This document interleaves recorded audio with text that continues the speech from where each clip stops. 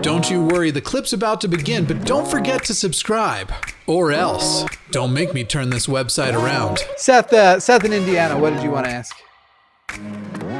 Hello, hi Vaush. Yo. So I had a question. I usually get in debates a lot with some of my religious colleagues about the role of Christianity in a democracy, when it should be, at least from my understanding of a democracy, should primarily look at the interests for all people, especially in a consociational one. And so it's a two-parter. It's really fast, though. First, Vaush, have you heard of Alden's number? I just want to make sure. No, I'm completely unfamiliar with this. Can you share it with me? I'm missing context. Okay. Well, I was hoping you would know, because I read about it in this, big Yale study, and I just really didn't understand it. But I figured you might, have a little more insight. But that's okay. I can move on to the second part. No, I'm in the dark, honestly. So Go ahead, Seth. when I'm making this argument, the stance that they take usually is that all morality is derived from religion. And so that to have laws that coincide with some sense of morality, you have to derive it from a particular religion. And their argument would be Christianity, of course. So how could I get around that and say, look, what's the best argument to say you can't have a government based on a particular religion, even if the founders were religious, because it takes away the freedoms of other individuals that may not be religious? It just seems like I'm trying to wrap my head around the best way to handle that. Jimmy, do you want to take this? Sorry, was the summary of the question, my fish was picking at a coral and I was making sure it wasn't munching it. Was the summary of the question, how do we in a free society not take away people's religion? Just restate the question for me quickly. How do we in a free society make laws that are moral without instituting religion? I mean, it's pretty secular humanism is general. Yeah, is the basis of our current legal system in this country. This country's legal system was absolutely not based off of a religious understanding of the world, or at least not formally. It was based off an attempt to design a series of laws which best acclimate or best enable the principles and rights laid down by the Constitution.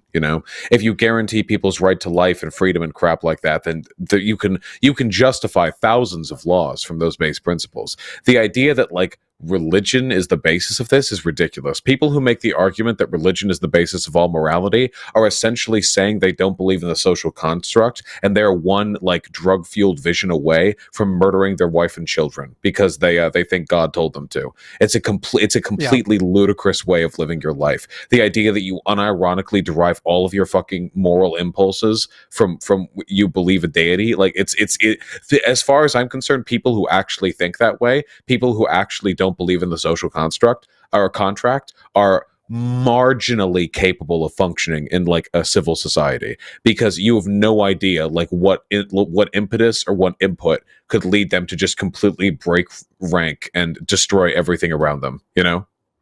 Yeah, so I think what might have happened here, Seth, based on the question and even when I heard it the second time, the fact that I was still kind of confused by it, I think you might be forgive me, but I think you might be falling for this equivocation of the word religion, the way people like to use it in a colloquial sense, versus what the word actually means. And so, because there are those people who like to promote the idea that if thou shalt not kill is consistent with my secular humanistic position of no death penalty, that I've now adopted a religion because one person had it from a religious basis, and therefore I have that in common. Religion is specifically a system of worship directed toward a superhuman entity.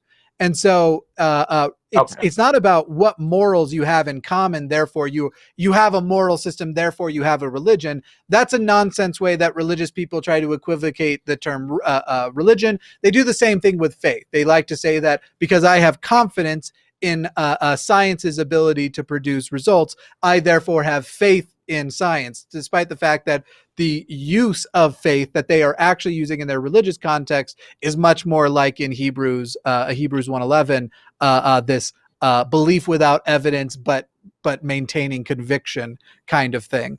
And so I think that might be what's happening here with you, where you're like, what about the people who point out that's like, oh, well, you say don't kill, don't steal, don't do all of those things, so that's just your religion, but there is no superhuman entity that I am directing worship toward in assembling those morals, and therefore it is not a religion. Okay. So what do you guys think like morality comes from? Is it like an evolutionary thing? Like our social interests? I think we have an evolutionary trait that created for us empathy, and that we have been able to develop empathy plus community over the course of centuries, and that our understanding now of morality has also developed as our brains have developed, and we've become more capable of contemplating those thoughts. And now at a certain point, with all of that intact, basically empathy is rather my morality is, here is how equality would work in its most practical sense, and if I can't justify a why somebody should have more or less of a right than me, then they shouldn't have more or less of a right. We should have the same right. This is also why I'm opposed to the Electoral College. As Andrew Seidel put it in this last week's episode, much better than any way I would have put it prior. The only way to defend the Electoral College is to defend that some people in some places deserve more of a vote than others. And if you can't come up with a good reason why a person deserves more of a vote than another, then the Electoral College becomes immoral. Awesome. Okay. Thank you so much. Final Cool. question. Vaush, if you debated Ben Shapiro, would you win? If I sat down with him in an equal environment where him and I both have mic time for the same amount of time, yeah, I'd obliterate him. Absolutely. There's a reason why his only high-profile debates have been with college students when he controls the mic. Yeah. Yeah. What about the one he did with? Awesome. Thank you, guys. Yeah. Thank you, Seth. Have a good one. What about the one he and the guy from the Young Turks did together on healthcare like 4 years ago? Which Young Turks guy was that? The main guy. Cenk? Yeah. He did a debate with him, and it wasn't good. I wouldn't say Ben won, but I wouldn't say this was at Politicon, right? Yeah, I don't think Cenk's much of a debate lord. I think that he's. I mean, don't get me wrong. I mean, he has a spicy moments. Sometimes Uncle Cenk, he comes out hot. He comes out fire. Yeah. That said, I don't think that he's a particularly good debater. Also, Politicon's audience is generally conservative, which means that the swell of audience approval is usually going to lean in favor of Politicon. The kind of Poindexter nerds who actually pay $250 to go to a conference to watch their favorite internet idols debate one another, probably going to be conservatives. So that does play into public perception. It's the reason why they don't let people applaud or clap at presidential debates. They don't want people to influence the perception of the perception. Yeah. I will say it's commendable of Cenk to have gone to a platform that he knows that is the case, in the same way that I will go, Rick Santorum's a slimy piece of shit, but the fact that he will sit at a table with 4 other left people is commendable. And he does lose all of those, and so he's going to a place where he knows he's going to lose. But yeah, it was just a silly one where it was Ben Shapiro on one side going, well, I'm an expert because my wife is in the medical field, and these are all the reasons why you're demanding she become your slave. And it was Cenk going, that's how insurance works, you dumb. Anyway, that was basically. Yeah. Well, the problem is, frankly, the more I see in-person debates, the more I think that all debates should be conducted online with like live stream chats to fact check people. People like it sounds dorky, but like you can when you see the presidential debate, you see the VP debate, you see any Republican or conservative debates, these people just say the dumbest shit with absolutely no fact checking. The frustrating thing is that this happened to me after the Tim Pool thing, the Tim Pool debate.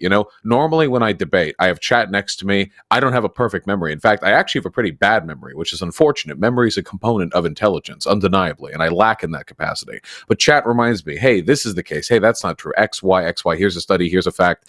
And incredibly helpful. Really helps direct the conversation. Finishing a discussion and then going home, remembering all the things you feel like you didn't have an answer on, and then looking it up and realizing you were right, or worse, that you didn't say anything because you didn't know they were wrong for sure, but it turns out they absolutely were, gut-wrenching. So I think, frankly, having the ability to pull from a body of fact checkers, flawed as live stream chat may be, is actually super, super helpful.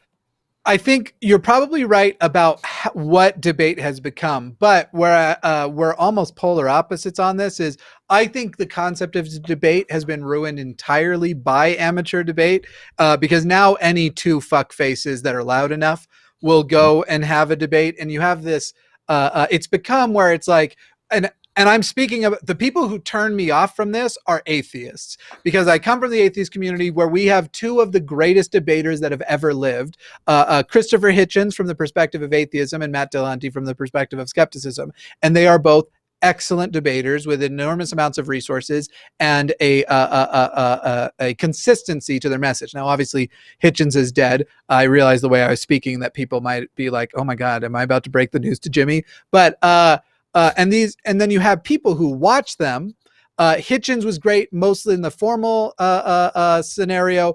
Matt is still very good in a formal scenario. However, he is obviously he shines the best with these calls that come in, and you see people see that, and they want to not just recreate the feeling of how good it was to watch them dunk on those people. They want to go dunk. So then they go get on Facebook and they're, going with the like, oh, well, here was the series of events where Matt was able to call somebody an idiot. I'm going to jump and start with the idiot and then fill in with what I can.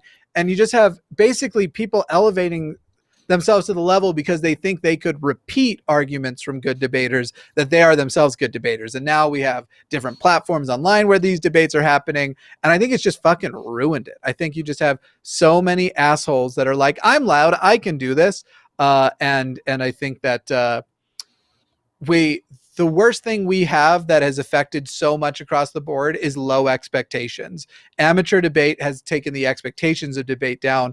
The performance we see with Donald Trump pre 1992 would have been, oh my God, he one, didn't stick to the format, or two, ever answer the question. Therefore, he lost the debate and has failed. And I think it's a shame we don't have that option anymore. Anyway. Debates are and always have been about power and optics. They're never the best avenue for actually exploring an idea. I think the reason why debates caught up or got to prominence initially in the atheist versus in the skeptic versus religious community is because those were the first arguments, or not first arguments. How do I phrase this? I think that was a susceptible subject for prominent debate to take place, in large part because it comes down to stories and rhetorical flourish. You're never going to evidence your way out of a Christian believing in God, but there are certainly ways to make them look stupid. It's about performance. And I don't think there's anything wrong with that. And there are ways to do it better or ways to do it worse. I do agree with you that nowadays that performative element is basically all that's left. And on the part of most people, there's virtually no effort whatsoever to actually sort of substantiate that performance with data or hard logic. But I mean, this is to be expected. We're on the brink. We're on the precipice of fascism. I don't think there's anything wrong with rolling around in the mud with them. Oh, listen, I do how many call-in shows a week? I'm literally saying I think it's ruined, and yet here I am, not just trying to do it, but making a career of it. You will never see me do a formal debate, unfortunately. It's not something that, honestly, it just doesn't work with. I have a panic attack disorder, and for some reason, people expecting me at a place in a scheduled time triggers it really bad. But I've managed to make it work with this show, and I have no desire to do it with some asshole, even Ben Shapiro. Though, I don't know. I guess if Shapiro asked, the profile would make it tempting. Yes, the clout chase would be tempting. It would be. I have no qualms about it. And Vaush, I do want to also thank you for being here again. Now from the perspective of my clout chasing. Hey, thanks for checking out this clip for The Line. While you're here, hit that like button, hit subscribe, turn on notifications, and then share this with that bitter uncle of yours who loves talking about the good old days.